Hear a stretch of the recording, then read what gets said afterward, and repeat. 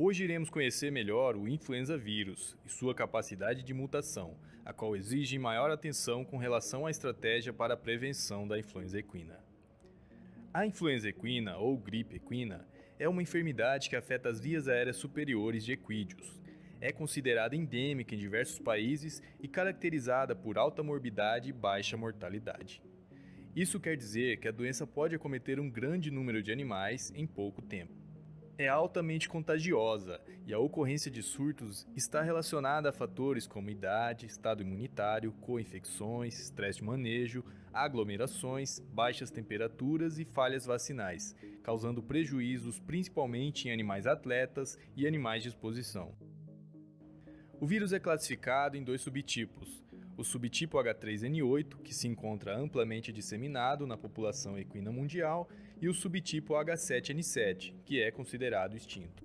Os sinais clínicos são semelhantes aos da gripe em humanos, com secreções nasais e oculares, e os demais sinais clássicos da gripe equina, como febre, tosse, perda de apetite e emagrecimento. Além disso, o animal fica vulnerável às infecções secundárias e terá uma menor performance. E se considerarmos o fato que a maioria dos equinos são designados para funções ou esportes que necessitam de um bom desempenho físico, então a influenza se torna uma doença preocupante, pois durante a recuperação os animais necessitam de repouso total. A imunoprofilaxia é uma medida preventiva primordial, e para isso é essencial que a vacina forneça proteção contra cepas virais de maior prevalência. Então vamos entender o porquê é importante que uma vacina contra a influenza equina contenha cepas atualizadas do vírus. Primeiro vamos conhecer o vírus. Ele é classificado em três tipos: o tipo C, o tipo B e o tipo A, que é o que nos interessa, pois tem grande capacidade de mutação e essas modificações frequentes são responsáveis por diversas epidemias pelo mundo. Para entendermos como essas mudanças no influenza tipo A ocorrem, vamos analisar a sua estrutura. Sabemos que os vírus necessitam de células do hospedeiro para se multiplicarem. E para entrar em uma célula, o vírus utiliza algumas estruturas, como se fossem chaves que ele utiliza na entrada e saída de uma célula.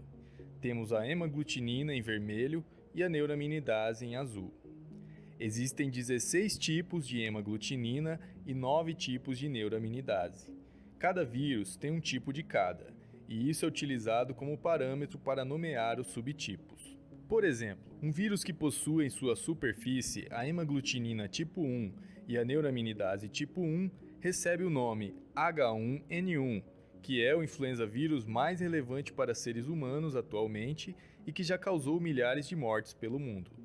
Veja outros exemplos como H3N2 da gripe de Hong Kong, H2N2 da gripe asiática e H5N1 da gripe aviária.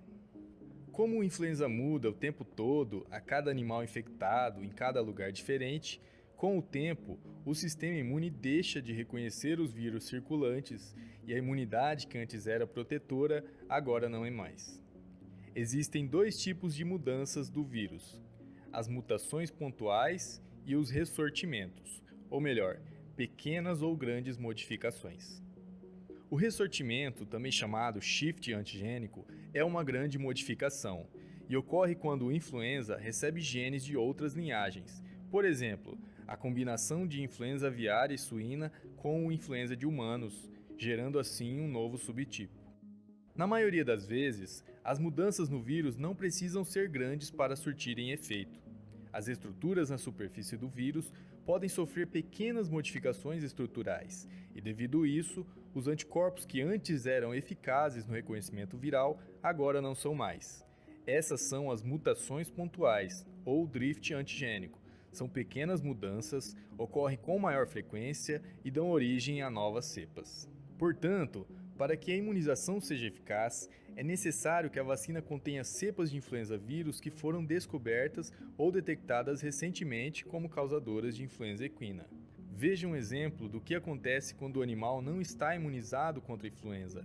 Não há anticorpos específicos, portanto, os vírus estarão livres para infectar a célula e se multiplicar, ocasionando a doença. Em outro exemplo, podemos ver como os anticorpos agem bloqueando a ação do vírus. Pesquisadores trabalham na identificação de novas cepas e subtipos do influenza vírus, e organizações como a OIE, uma organização internacional constituída por diversos países e uma das responsáveis por promover a sanidade animal e erradicação de doenças. A OIE recomenda quais cepas são as indicadas para a produção de vacinas contra a influenza equina.